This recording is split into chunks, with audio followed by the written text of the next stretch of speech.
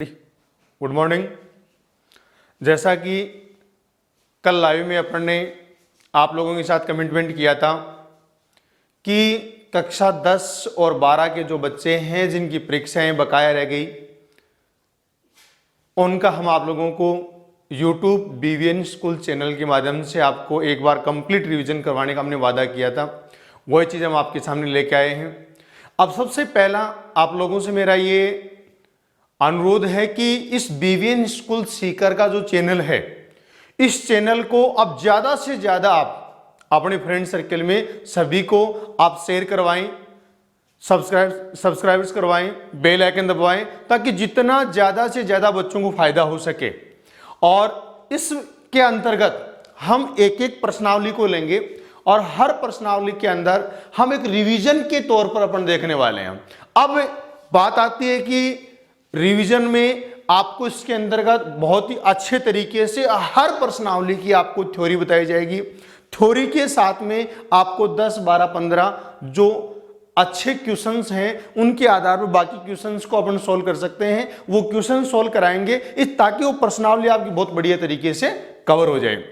तो जितने मैक्सिमम आपके जो भी फ्रेंड सर्किल में हैं उन सभी से अपना BVN स्कूल सीकर का जो YouTube चैनल है उसको सब्सक्राइब करवाएं, उसका बेल आइकन दबाएं, ताकि जैसे जैसे आप लोगों के पास वीडियो आते जाएं वो वीडियो आप लोगों को मिलते जाएं और मैक्सिमम सारे के सारे बच्चों को बहुत अच्छे तरीके से फायदा मिले। क्योंकि अब आपको पता है कि भाई आपके 18 मार्च के आसपास आपका पेपर कैंसिल हुआ था और 18 मार्च से हो गया 18 अप्रैल और उसके बाद में ये 10-12 दिन और हो गए। इस तरीके से आपका 1.5 महीना एक बार मेरे को लग रहा है कि आप लॉकडाउन में आप अच्छी तरीके से नहीं पढ़े, मुझे पूरा विश्वास है क्योंकि 15 साल से मैंने बच्चों को पढ़ा रहा हूं।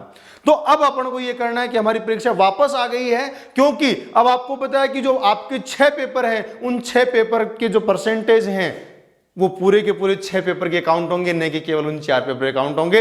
अब अपन को ये करना है कि इन 2 पेपर में अपन को बहुत ही जबरदस्त तरीके से परसेंटेज बनाने हैं और गणित में तो अपन को बहुत ही शानदार टारगेट बना लो कि हमें तो पूरे में से पूरे नंबर लेके रहना है। उसके लिए हम जुड़े रहेंगे आपके साथ हमेशा कंटिन्यू। आप लोगों के साथ 1 घंटे 2 घंटे आपको क्लास देंगे, हमेशा की एक प्रश्नावली का रिवीजन आपको करवाएंगे। चाहे मेरे को 1 घंटे की आप लोगों को क्लास देनी पड़े, चाहे आपको 2 घंटे की क्लास देनी पड़े, पूरा बेसिक करवाएंगे और उसके बाद में भी अच्छे अच्छे सवाल जिसके आधार पर पूरी प्रश्नावली कवर हो। देखो आप लोगों के माइंड में होता है कि सर हमें मोस्ट कभी किताब में कुछ नहीं होता, पूरी किताब मोस्ट होती है। इस बात का आप हमेशा ध्यान से निकाल दें। आपको वो क्वेश्चंस करवाएंगे जिस क्वेश्चंस के आधार पर पूरी की पूरी प्रश्नावली आपकी कवर होगी। अब बात आती है कि भाई कई बच्चे जैसे क्लास में होते हैं कि सर आप तो रिवीजन में फटाफट करवा दिया, हमारे तो समझ में नहीं आ रहा हम क्या करें। तो बाकी जो बच्चे हैं BVN स्कूल में जो पढ़ रहे थे बच्चे, उन बच्चों के लिए अपना स्कूल का BVN स्कूल का ऐप है, उसमें वीडियो जा रहे हैं, उसमें ये वीडियो भी जा रहे हैं। और अभी जो कक्षा 9 से 10 कक्षा में प्रमोट हुए उन बच्चों के लिए हम जैसे सिलेबस करवाते हैं उसी तरीके से बहुत ही आराम से एक एक सवाल को समझा के और पूरा बढ़िया तरीके से उसमें सिलेबस करवाया जा रहा है। तो किसी को ये लग रहा है कि ये मेरी ये प्रश्नावली यहां तो सर थोड़ा सा फास्ट करवा रहे हैं, मेरा कम समझ में आ रहा है, तो आपके पास चाहे अब ये कोई जरूरी नहीं कि वो चीज हम हमारे BVN स्कूल के बच्चों को दे रहे हैं, क्योंकि विद्यार्थी सारे मेरे विद्यार्थी हैं। तो राजस्थान में RBSE बोर्ड से या RBSE बोर्ड से पढ़ने वाला कोई भी विद्यार्थी कहीं भी अपनी www.bvnschoolseeker.com पर जाएं। दोबारा सुन ले, वेबसाइट पर जाना है, www.bvnschoolseeker.com पर जाएं। जैसे ही आपके पास वेबसाइट खुलेगी BVN स्कूल की, दाईं साइड में ऊपर ही ऊपर अप्लाई ऑनलाइन आएगा, वो फ्री है जब तक क्लासें नहीं लगती हैं, जब तक हमारी ऑनलाइन क्लासेस चल रही हैं वो आप लोगों के लिए भी फ्री है। तो वहां से आप अप्लाई ऑनलाइन कराओगे, वहां पर रजिस्ट्रेशन का फॉर्म खुलेगा, उस फॉर्म को आप भरिए। जैसे उस फॉर्म का कंप्लीट भरेंगे, कंप्लीट भरना उसमें जो भी आपको डाटा उसके अंतर्गत दिए गए हैं और फोटो लगा के उसके बाद में आपको सबमिट करना है। जैसे आप सबमिट करोगे, सबमिट करने के बाद में अगला काम आपको क्या करना है, जैसा कि मैंने कल लाइव में भी आपको बताया था, अगला काम आपको करना है, आपको प्ले स्टोर पर जाना है। प्ले स्टोर में जाओगे और वहां से BVN स्कूल सीकर का ऐप डाउनलोड करोगे। जैसे ही आप ऐप डाउनलोड करोगे, ऐप डाउनलोड करते आपसे अगला मांगेगा ID नंबर और पासवर्ड। यदि आपने इधर से वेबसाइट से यदि आपने अपना फॉर्म सबमिट कर दिया, जिसका कोई चार्ज नहीं है, मैं दोबारा बता देता हूं, सबमिट कर दिया, उसमें जो मोबाइल नंबर है उस मोबाइल नंबर से हम तुरंत संपर्क करेंगे, आपको आईडी और पासवर्ड नंबर हम देंगे। और यदि फिर भी मान लिया 1% आपको आईडी पासवर्ड नहीं मिल पाता है तो मेरा मोबाइल नंबर नोट कर लें 9672843888, सीधा आप मेरे से बात करें, पूरी की पूरी समस्याओं का आपका समाधान होगा, हर समस्या का आपका समाधान होगा। अब हम आपको लेके चलते हैं 15 की प्रश्नावली के पास।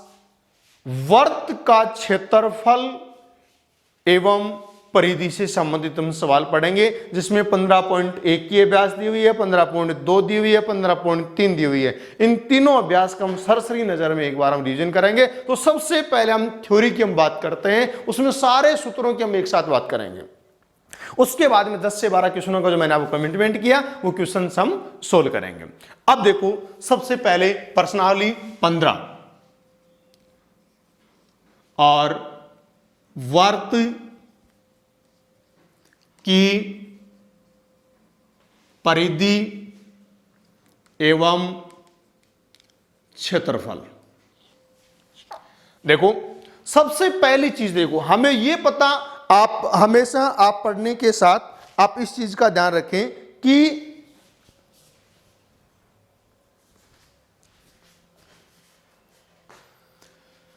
आप इस चीज का ध्यान रखेंगे कि सबसे पहले सवाल के अंतर्गत देखो, सबसे पहले क्या होता है, अपन लोग गलती क्या करते हैं, हम सीधा सवाल की तरफ जाते हैं और सवाल से सीधा सॉल्यूशन ढूंढते हैं। यह काम आप कभी नहीं करें। सबसे पहले प्रश्नावली की आपको थ्योरी आनी जरूरी होती है कि अब जैसे वर्त क्या होता है, इसमें परिधि होती कौन सी है, इसमें क्षेत्रफल कौन सा होता है, ये सारी चीजें आप लोगों को पता होनी जरूरी है। सबसे पहला काम आपको ये होना चाहिए। तो सबसे पहली बात हम बात करते हैं वर्त की परिधि की। देखो, मैं नोट कुछ नहीं करवाऊंगा, यदि आपको कुछ नोट करना हो एक बार वीडियो को आप बीच में रोकेंगे और रोकने के बाद में जो भी चीज आपको उतारनी है आप उसको उतार लें। ठीक है भाई। अब बात कर रहे हैं वर्त की। सबसे पहले कि वर्त कहते किसे हैं, परिभाषा। वर्त के अंतर्गत क्या आता है, समतल पर, यह हमारे पास एक समतल है, समतल पर एक नियत बिंदु से, यानी एक बिंदु निश्चित है, एक नियत बिंदु से समान दूरी पर स्थित बिंदुओं का बिंदु पथ, यानी ये समतल पर एक नियत है, ठीक है, इससे समान दूरी पर ये बिंदु है। इन बिंदुओं का जो बिंदु पथ होता है, अर्थात यानी जो रास्ता होता है, इस पर जो भी बिंदु आएगा वो इस बिंदु से क्या होगा, समान दूरी पर होगा।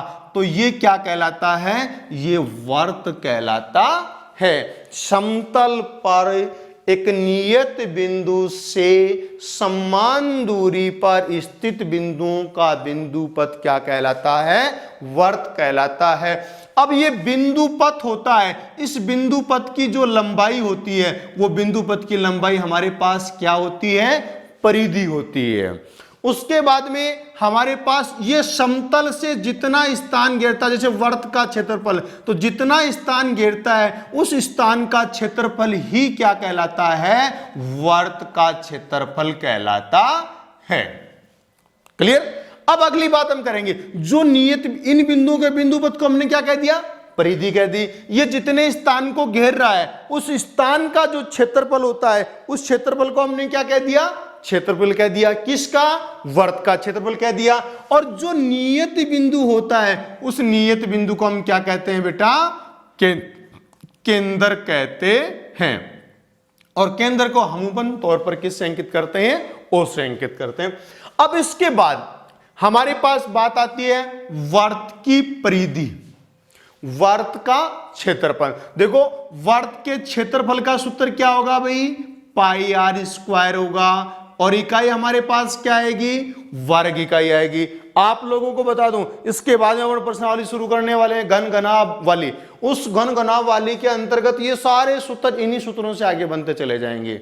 ठीक है। तो यहां पर क्षेत्रफल का जो भी सूत्र होता है, किसी का भी देख लें चाहे आप, उसमें जो भी इकाई होती है वो कितनी बार गुणा होती है, 2 बार गुणा होती है। जैसे हम बात करें वर्ग का क्षेत्रफल, और वर्ग के क्षेत्रफल में इकाई में कौन होती है, भुजा होती है। भुजा गुणा भुजा, इसलिए हमारे पास क्या होता है, जो भी क्षेत्रफल का सूत्र होगा, आज जैसे आयत है लंबाई गुणा चौड़ाई 2 बार गुणा हो रहा है, वर्ग का घन का संपूर्ण पृष्ठीय क्षेत्रफल 6 गुणा भुजा स्क्वायर। इस तरीके से किसी का भी आप ज्ञात करेंगे तो इकाई कितनी बार होगी, 2 बार। किसमें, क्षेत्रफल में। तो जब कभी भी आपके पास क्षेत्रफल का सूत्र आता है, आप क्षेत्रफल आप निकालें सूत्र में रख के, तो लास्ट में हमेशा वर्ग इकाई या इकाई स्क्वायर ही आता है। जैसे सेमी है तो वर्ग सेमी लिख दो या सेमी स्क्वायर लिख दो, मीटर है तो वर्ग मीटर लिख दो या मीटर स्क्वायर लिख दो। उसके बाद हमारे पास बात आती है परिधि की, 2 पाई आर। 2 पाई आर परिधि लंबाई, हमेशा इसमें देखो आर कितनी बार गुणा हुआ है भाई, यहां पर जैसे इकाई में सेंटीमीटर में है तो क्या होगी भाई, त्रिज्या होगी।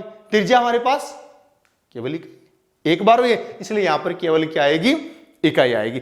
अब इसके बाद हमारे पास त्रिज्या क्या होती है, त्रिज्या होती है वर्त के केंद्र से परिधि के बीच की दूरी जो होती है, ये क्या होती है, त्रिज्या होती है। और त्रिज्या को हम किस से अंकित करते हैं, आर से अंकित करते हैं। इसके बाद हम बात करेंगे कि ये हमारे पास देखो, ये तो बात हो गई इसकी क्षेत्रफल और परिधि का, ये दोनों सूत्र आप अच्छे तरीके से याद रखें, हर जगह काम आता है, हमेशा काम आते हैं।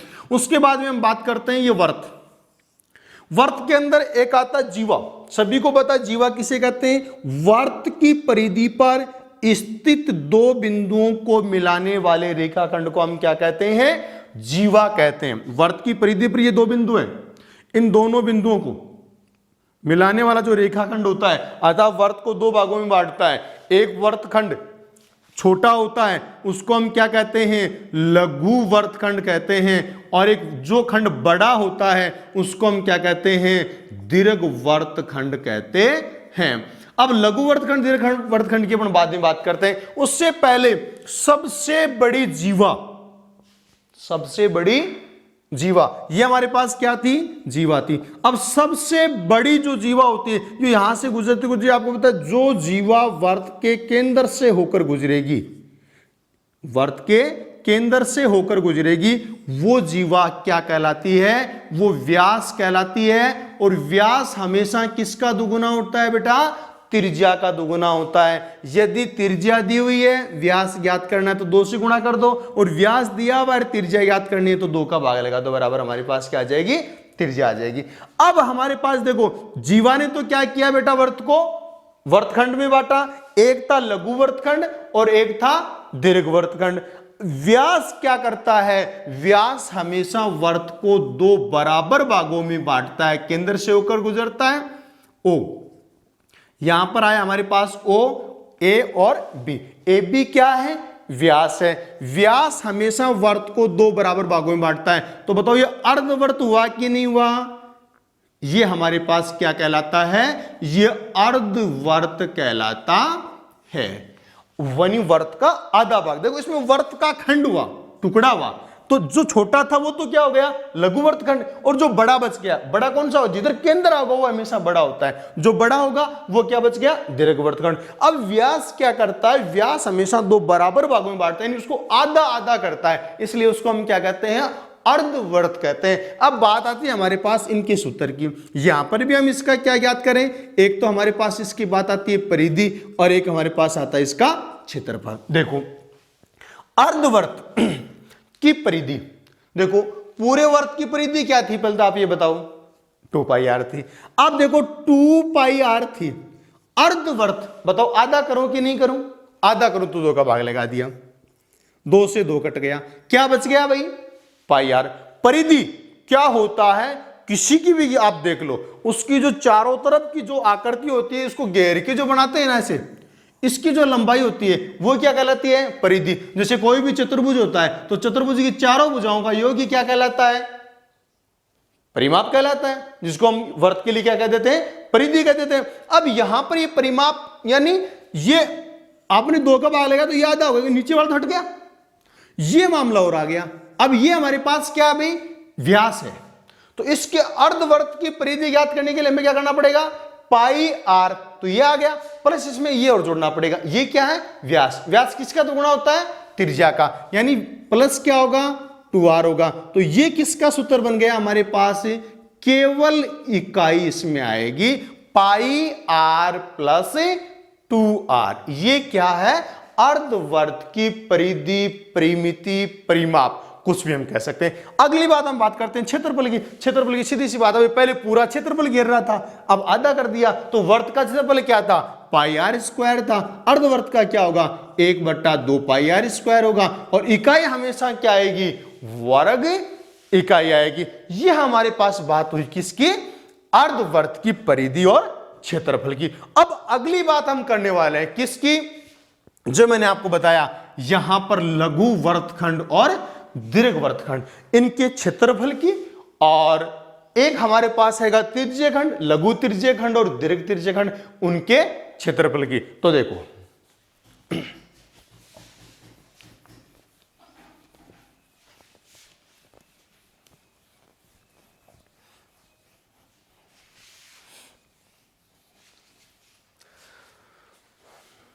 देखो हम बात करेंगे, सबसे पहले हम बात करते हैं वर्तखंड की, है ना, या पहले हम बात करेंगे त्रिज्यीय खंड की। देखो त्रिज्यीय खंड में क्या होता है, मैंने आपको पहले बताया था कि अब आपको, जैसे मैंने वर्त पढ़ाना शुरू किया, मैंने आपको बताया वर्त किसे कहते हैं, वर्त का आपको पता होना चाहिए वर्त होता कौन सा है। उसी तरीके से अब त्रिज्यीय खंड मैंने आपको बताया, वह त्रिज्यीय खंड, वर्तखंड के बारे में मैंने आपको बता दिया। वर्त का जो खंड होता है, टुकड़ा होता है, उसे वर्तखंड कहते हैं, और जो छोटा होता है उसे लघु वर्तखंड, जो बड़ा होता है उसे दीर्घ वर्तखंड। उसी तरीके से त्रिज्यक खंड, देखो इसकी परिभाषा वैसे आपको नहीं पूछी जाती, लेकिन आपको पता होना चाहिए त्रिज्यीय खंड कौन सा होता है। देखो ये तो हमारे पास क्या है? वर्त है, और ये वर्त का केंद्र है ओ, और वर्त के केंद्र से यहां पर त्रिज्या, और एक त्रिज्या हो गई ये बी। इन दोनों त्रिज्याओं के बीच का कोण क्या है? थीटा। ये हमारे पास हो गई आर। अब देखें हमारे पास वर्त का दो त्रिज्या एवं त्रिज्यक खंड किसे कहते हैं? इसमें त्रिज्या शामिल है। वर्त की दो त्रिज्या एवं उनकी संगत चाप से घिरे हुए क्षेत्र को हम क्या कहते हैं? त्रिज्यीय खंड कहते हैं। अब हमारे पास ये भाग है, ये पूरा क्या कहलाता है? ये त्रिज्यीय खंड कहलाता है। क्लियर? अब इसमें भी क्या होता है? लघु त्रिज्यीय खंड भी होता है और दीर्घ त्रिज्यीय खंड भी होता है। लघु त्रिज्यीय खंड और दीर्घ त्रिज्यीय खंड। अब देखो सूत्र हमेशा क्या होता है? दोनों का बराबर ही है। फर्क किसका पड़ेगा? केवल ये लघु और दीर्घ होते किसके आधार पर है? ये मैं आपको बताऊं कि ये जो दो त्रिज्याएं हैं उनके बीच का कोण। अब नाम से तो आप समझ गए होंगे कि लघुयन तो होता है छोटा, दीर्घ यानी होता है बड़ा।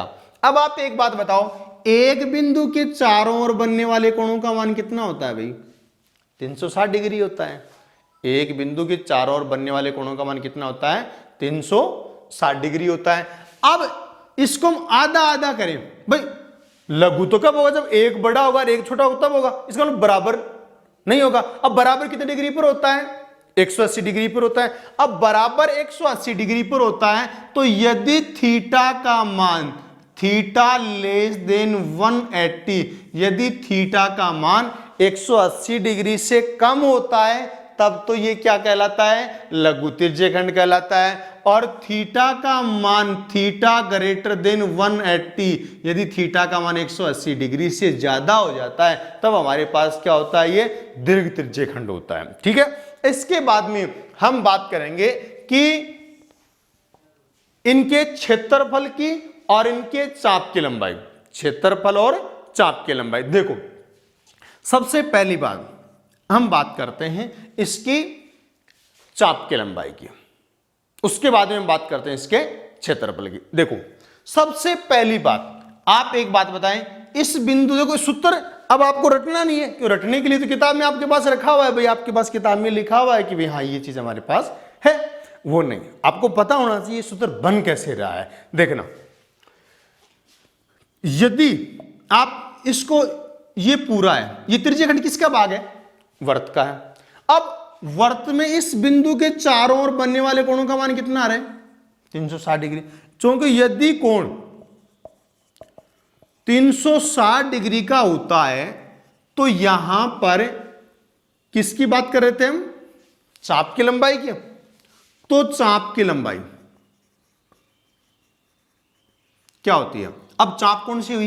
ये है चाप, जब हम कहते हैं वर्त में चाप काटो ऐसे, तो ये चाप है। ये चाप की लंबाई किसका टुकड़ा? आप ये बताओ। परिधि का टुकड़ा है। इसलिए यदि थीटा का मान, या थीटा ही तो चेंज कर रहा है, यदि पूरा हमें पूछता तो हमें पता है थीटा कितनी डिग्री है? 360 डिग्री। यदि थीटा का मान 360 डिग्री है तो चाप की लंबाई कितनी है? 2 पाई आर है। क्यों? क्योंकि ये क्या है? परिधि है, और परिधि का सूत्र मैंने आपको अभी बताया था, वही क्या होता है? 2 पाई आर होता है। अब बात रही थीटा, भाई 90 डिग्री भी दे सकता है, 45 डिग्री भी दे सकता है, कोई भी दे सकता है आपको।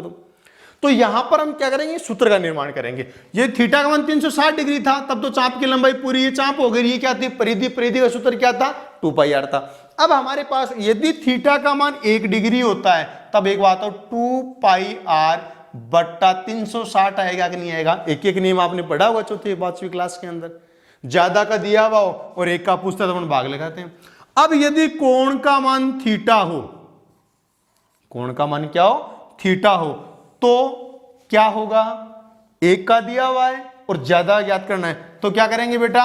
गुणा करेंगे। तो 2 पाई आर, 2 के पटे से काट दो भाई, कितना कट गया? 180। क्या बचा यहां पर? पाई आर थीटा बटा 180। ये थीटा याद करना है, यानी एक का दिया हुआ, ये तो एक का मान आ गया, और ज्यादा का पूछ रहा है तो हम गुणा कर देंगे।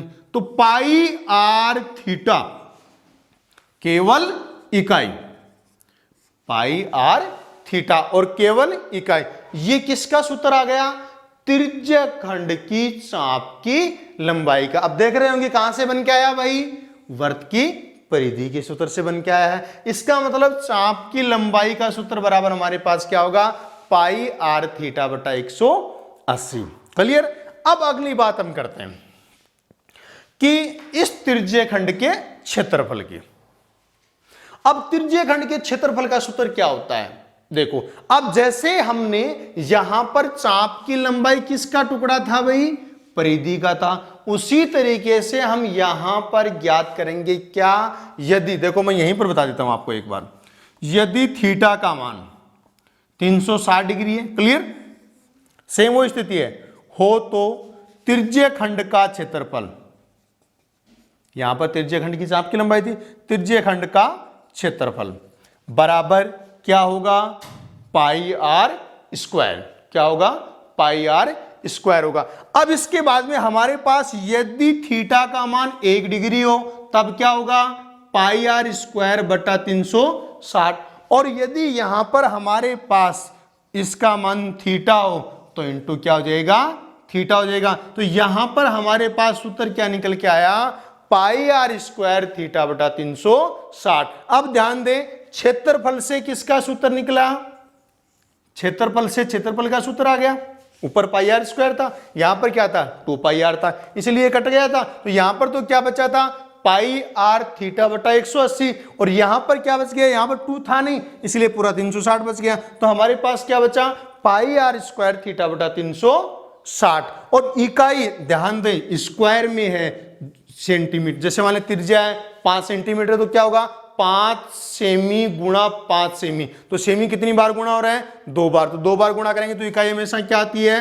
वर्ग इकाई आती है। अब इसके बाद में हमारे पास इसी त्रिज्यखंड के क्षेत्रफल का एक सूत्र और है। यदि हमें चाप की लंबाई दी हुई हो, अब चाप की लंबाई ये हमें दे रखी है, और चाप की लंबाई किससे अंकित करते हैं? आपने पढ़ा है, एल से अंकित करते हैं। अब सवाल हमें दे दिया किसी त्रिज्यखंड की चाप की लंबाई 14 सेंटीमीटर है और त्रिज्या की लंबाई 7 सेंटीमीटर है, तो उस त्रिज्यखंड का क्षेत्रफल ज्ञात करो। तो हमारे पास क्या है? अब मैंने त्रिज्यखंड के क्षेत्रफल का सूत्र आपको क्या बताया? पाई आर स्क्वायर थीटा बटा 360, यानी आर बताया थीटा। यहां पर थीटा आपको दिया हुआ नहीं है, यहां पर आपको थीटा की जगह क्या दे दिया? चाप की लंबाई एल का मान दे दिया। देखो वो सूत्र भी यहीं से निकल के आएगा। वो सूत्र हमारे पास क्या है? देखिए,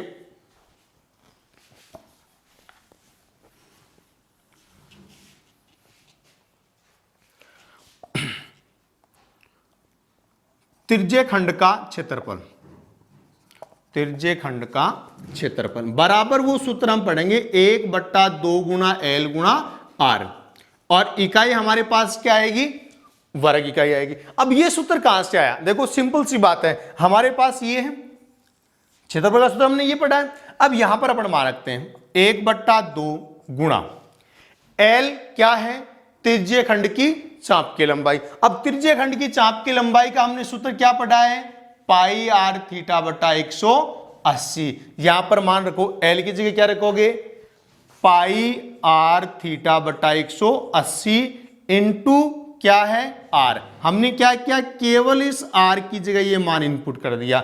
अब इसको आप आगे सरल करो, देखो ऊपर केवल पाई, R को R से गुणा किया R स्क्वायर, थीटा 180 को 2 से गुणा किया, कितना है 360। ये किसका सूत्र निकल के आया है, त्रिज्य खंड के क्षेत्रफल का। इसलिए यदि हमें चाप की लंबाई दी हुई होती है तो हमारे पास त्रिज्य खंड के क्षेत्रफल का सूत्र क्या होगा, 1/2 गुणा L गुणा R। अब इसके बाद ये हमारी बात हुई किसकी, त्रिज्या खंड की। अब इसके बाद में मैंने आपको बताया था कि भाई हम वर्तखंड की, लघु वर्तखंड और दीर्घ वर्तखंड की हम बात करेंगे। अब उनकी हम क्षेत्रफल की अपन बात करें, देखो हमारे पास लघु वर्तखंड और दीर्घ वर्तखंड क्या है।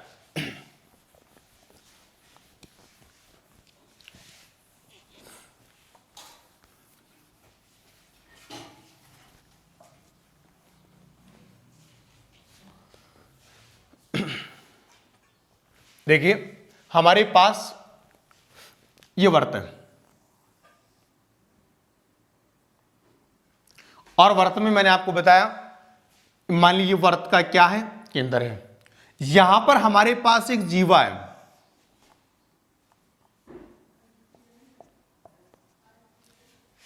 ये हमारे पास जीवा है, तो यहां पर ये जीवा क्या कर रही है, ये वर्तखंड बना रही है। तो ये हमारे पास क्या है, ये लघु वर्तखंड है।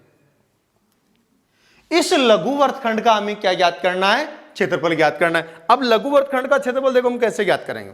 देखो सबसे पहली बात आप देखो, ये वर्त था, इस वर्त में हमारे पास क्या है,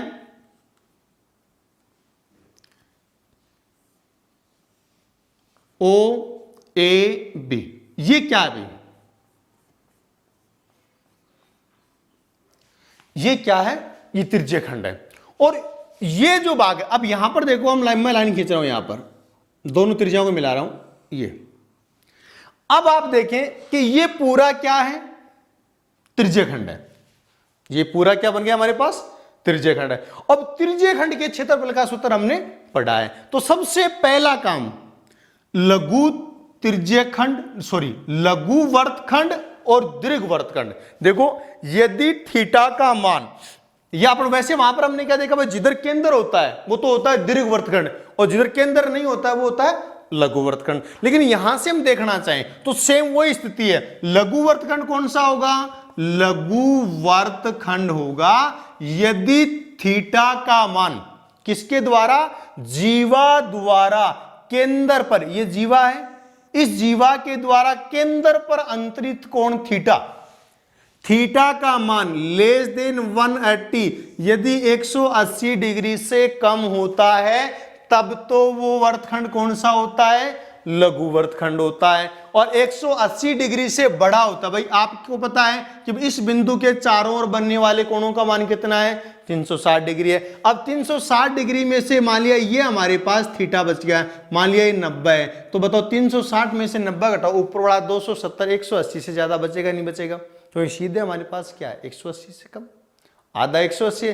तो यहां पर 180 से इधर कम है तो उधर क्या बचेगा, ज्यादा बचेगा। तो दीर्घ वर्तखंड कौन सा होगा, दीर्घ वर्तखंड होगा यदि थीटा का मान ग्रेटर देन 180, 180 डिग्री से क्या होगा, बड़ा होगा। अब बात आ रही है हमारे पास इसके क्षेत्रफल की। देखो हम यहां पर लघु वर्तखंड, अब आप समझ गए होंगे। देखो अब आप लोगों जब लघु और दीर्घ पूछा जाता है तो आप क्या करते हैं, त्रिज्य खंड के क्षेत्रफल में किसका सूत्र लगा देते हैं, वर्तखंड का, और वर्तखंड वाले में लगा देते हैं त्रिज्य खंड का। अब आप समझ गए होंगे त्रिज्य खंड ये पूरा था, ये सूत्र कैसे बना है। अब हम बात करें लघु वर्तखंड। देखो अब आपको क्या करना है, इसका सूत्र लघु वर्तखंड सिंपल सी बात है। आप एक बात, इस पूरे का क्षेत्रफल क्या है, ये पूरा क्या है, त्रिज्यखंडी है। इन दोनों को हमने जोड़ दिया।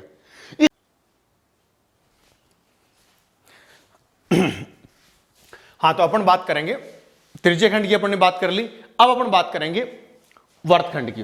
देखो वर्तखंड का सूत्र किस हिसाब से बनेगा। तो वर्तखंड में जैसे त्रिज्यखंड में मैंने आपको बताया, उसी तरीके से लघु वर्तखंड और दीर्घ वर्तखंड, ये हमारे पास क्या है, ध्यान से देखना, ये हमारे पास क्या है, ये वर्त है। और वर्त में यहां बिंदु ए है और यहां पर क्या है, बिंदु बी है।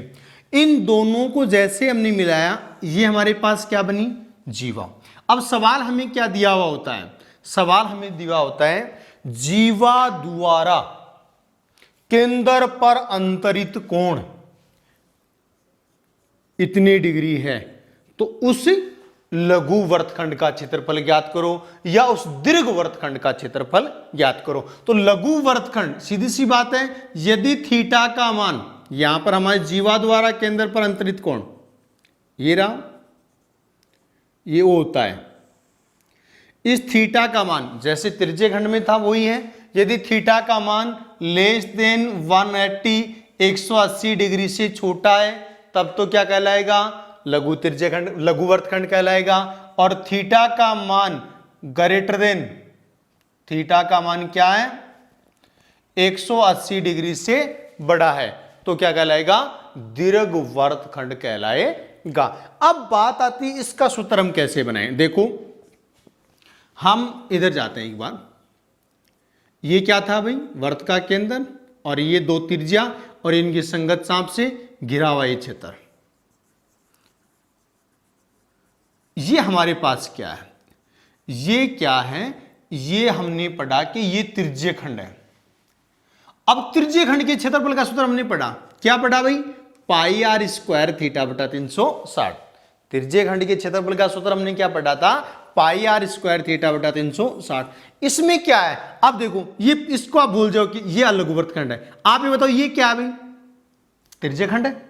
इस हमें ज्ञात क्या करना है, लघु वर्तखंड का क्षेत्रफल ज्ञात करना है।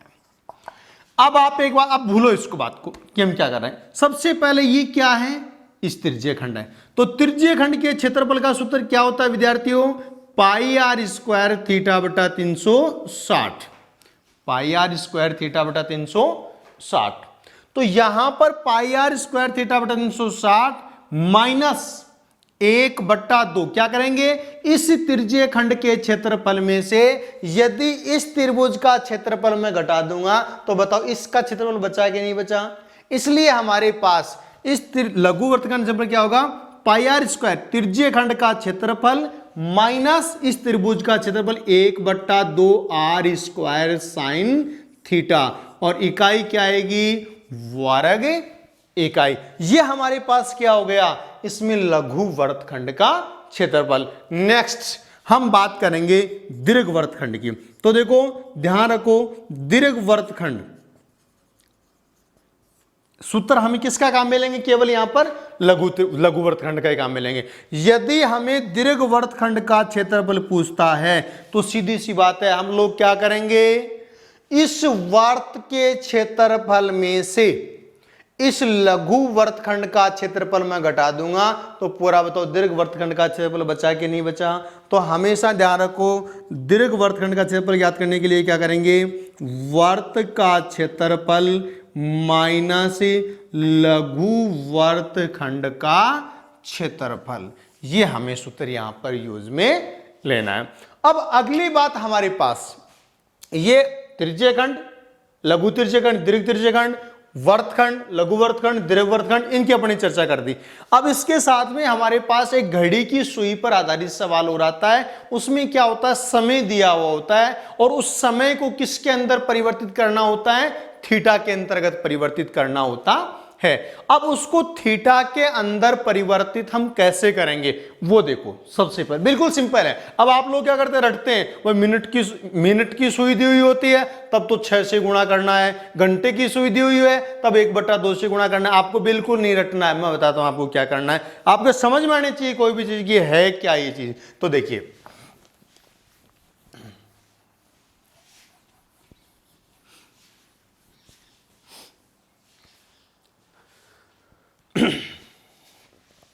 तो यहां पर हमारे पास, मैं बात करता हूं, पहले मैं घड़ी बनाता हूं। यहां पर ये हमारे पास क्या है, 12 3 6 9, 1 2 4 5 7 8 10 और 11, ये घड़ी है। और इस घड़ी में कितने बजे हुए, 12। अब सबसे पहले आप एक बात बताएं मेरे को, जब ये घड़ी की सुई यहां से घूमकर वापस यहां पर आती है, और घड़ी की भी कौन सी सुई, मिनट की सुई, तो मिनट की सुई जब टिकती करते यहां से घूम के वापस यहां पर आती है तो इससे समय कितना लगता है, 60 मिनट लगती है। कितना समय लगता है, 60 मिनट लगती है। और यहां पर ये कोण कितने डिग्री का बनाती है, 360 डिग्री का। इसका मतलब हमारे पास यहां से क्या निकल के आया कि मिनट की सुई 60 मिनट में कोण बनाती है बराबर कितने डिग्री का, 360 डिग्री का बनाती है। इसलिए मिनट की सुई 1 मिनट में कोण बनाएगी बराबर 360/60 बराबर कितने डिग्री का, 6 डिग्री का। इसलिए हमें यह पता चल गया कि मिनट की सुई 1 मिनट में कितने डिग्री का कोण बनाती है भाई, 6 डिग्री का। अब आपको दे देगा कि मिनट की सुई द्वारा 10 मिनट में बनाए गए त्रिज्य खंड का क्षेत्रफल ज्ञात करो। तो आप लोगों को पता चल गया होगा कि मिनट की सुई 1 मिनट में यदि 6 डिग्री का कोण बनाती है तो 10 मिनट में कितने का बनाएगी भाई, 10 × 6 बराबर कितनी डिग्री आ गया, 60 डिग्री। ये बात हमारे पास किसकी होगी, मिनट की सुई की। समझ में आ गया होगा बढ़िया तरीके से। अब हम बात करते हैं घंटे की सुई। देखो आप एक बात बताएं, थोड़ा सा ध्यान देंगे, घंटे की सुई जैसे यहां से चल के यहां पर आती है तो कितना समय हो गया भाई इसको, जैसे पहले 12 बजे हुए थे, अब कितना बज गया, 1 बज गया। कितना घंटा हो गया इसको, 1 घंटा हो गया। फिर 2 पर आएगी, 2 घंटे, 3 घंटे, इस तरीके से घूम के वापस जब ये यहां पर आती है तो कितने घंटे लगते हैं, 12 घंटे लगते हैं। इसका मतलब क्या हुआ कि घंटे की सुई 12 घंटे में कोण बनाती है बराबर वही कितने डिग्री का, 360 डिग्री का बनाती है। कितने डिग्री का बनाएगी, 360 डिग्री का। अब घंटे की, अब आप बात, सवाल हमेशा घंटे में कभी समय नहीं दिया हुआ होता, किस में दिया हुआ होता है, मिनट में दिया हुआ होता है। तो हम बात करें यहां पर कि घंटे की सुई 1 घंटे में क्या, 1 घंटे का याद करना तो 12 का भाग लगा दो, 12 × 36, यानी 1 घंटे में कितने डिग्री का कोण बनाती है, 30 डिग्री का। तो 2 घंटे में कितने का बनाएगी, 30 दूनी 60 डिग्री। ऐसे भी हो सकता है, समझ में आ रहा है आपको, 2 घंटे में दे दिया। तो यहां पर हमारे पास क्या है, बात किसकी करें, घंटे की। 1 घंटे में बनाया गया कोण बराबर 360/12, 12 × 36, 30 डिग्री। इसका मतलब घंटे की सुई 1 घंटे में कोण बनाएगी कितने डिग्री का, 30 डिग्री का। तो घंटे की सुई 2 घंटे में कितने डिग्री कोण बनाएगी, घंटे की सुई दी हुई हो और समय घंटे में हो तब तो कितने से गुणा करना है, 30 से गुणा करना है। और मिनट की सुई दी और मिनट का ही समय हो तो कितने से गुणा करना है, 6 से गुणा करना है। किसको, समय गुणा करने में। अब हमारे पास घंटे की सुई, अब आप एक तो 1 घंटे में कितने मिनट होती है रे, 60 मिनट होती है। तो यहां से इस लाइन को दोबारा लेता हूं, क्या कि घंटे की सुई 1 घंटे, 1 घंटे का मतलब कितने मिनट होगी, 60 मिनट। 60 मिनट में बनाया गया कोण बराबर 30 कितनी डिग्री आ गया, 30 डिग्री आ गया।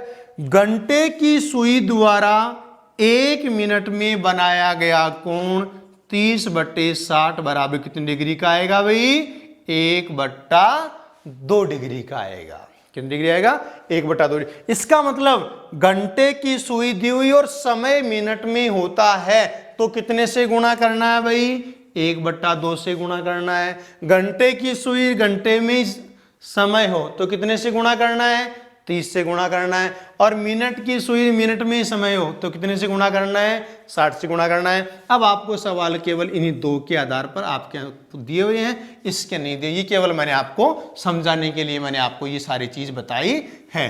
तो आपको ध्यान रखना है मिनट की सुई बड़ी होती है, जैसे अपन याद रखने का अपन तरीका सोचें, समझा मैंने आपको दिया, मिनट की सुई बड़ी होती है घंटे से, बड़ी होती है तो बड़े से गुणा करना है। घंटे की सुई क्या होती है, छोटी होती है, इसलिए छोटा। 1/2 छोटा है या 6 छोटा है, 1/2 है, तो छोटी की छोटी सुई हो तब तो छोटे से गुणा कर दो, और बड़ी सुई हो तो बड़े से गुणा कर दो। और करना कैसे है ये मैंने आपको बता दिया। ये सारी आपकी 15 की प्रश्नावली का पूरा एक बार ये सारी चीजें हमें ये हो गया कि भाई सूत्र हैं, कैसे बनते हैं, क्या है। अब इसके बाद अपन बात सवालों की चर्चा करेंगे, 10 से 15 सवाल अपन करेंगे। देखो